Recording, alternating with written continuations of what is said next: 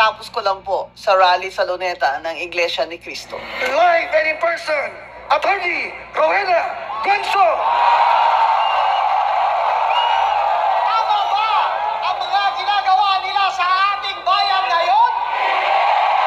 Hindi tama! Hindi tama! Hindi tama! Ang mga tao pobre ay nakapila para makasakay lamang ng jeep o bus. 5 oras hanggang makauwi. Ang mga buhaya ay nakahelikopter. Sasakay ka ng tricycle, ang tricycle driver nagbabayad ng tax. Bibili ka ng grocery, may tax. Bibili ka ng gamot, may tax. Bat sila ng bat. Dapat yung isa dyan, tawagan nyo na talagang Batman.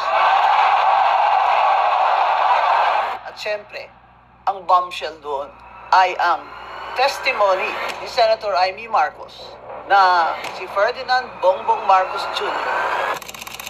ay addict sa cocaine. Noon, dahil may tatay pa kami, hindi ko pa siya responsibilidad. Noong tumatanda, ay mas naging nakakabahala. Batid ko na nagda-drug siya. Paghapon sila, lahat sila nagiinuman at gumagamit ng cocaine. At ang kanyang asawa, ang ating First Lady, Kinumbinsi ko pa si Bongbong. Pakasalan mo na si Lisa. Naisip ko noon, kapag nag-asawa siya, malalagay na sa tahimik at magkakaroon ng direksyon. Ang laki ng pagkakamali ko. Mas lumala ang kanyang pagkalulong sa droga. Dahil parehas pala silang mag-asawa. gayon din at kanilang mga anak. Nalaman kong pati ang mga anak niya ay nagdodroga na.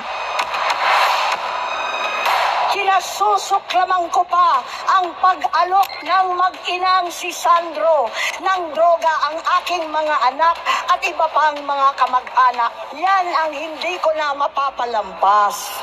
Whether you believe Senator Amy Marcos or not, I know her personally. She was my seatmate for 1 year in 2 subjects. And she's always been a jolly person, always helpful, even when they were in power in Malacanang. And she was like any ordinary student.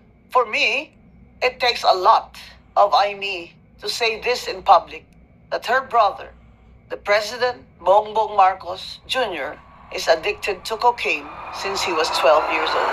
Bata pa lamang kami ni Bongbong. Alam na ng buong pamilya ang problema sa kanya. Sa totoo lang, mababasa naman ng lahat ang mga